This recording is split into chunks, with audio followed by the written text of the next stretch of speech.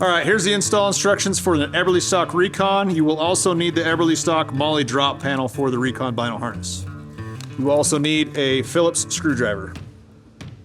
All right, the hardware that you will get includes 2 posts, 2 snaps, and 2 screws. That will be to install the snaps onto the backer.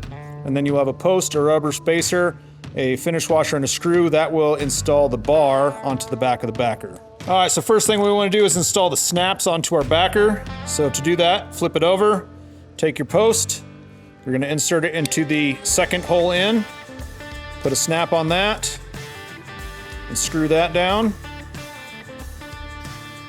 If it spins on you, you can take a rubber palm glove or a wadded up rubber band to get a little more grip.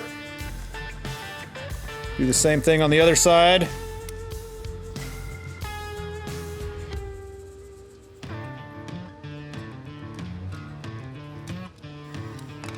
All right, once your snaps are installed, now we're going to install the center bar. To do that, you'll take the post, stick it through, add your rubber spacer, and then we'll place the bar on top with a finish washer, and we'll finish it off with a screw and snug that all the way down.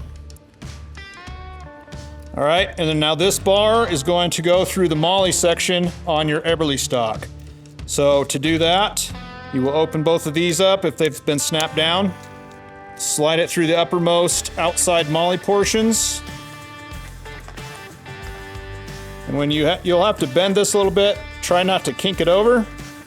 When you do, and now we'll snap these closed. And these are one-way snaps, so you'll have to start with the inside of the snap. And you might have to bend this up just a little bit and then snap the outside. Same thing on the other side, start with the inside and then snap the outside closed.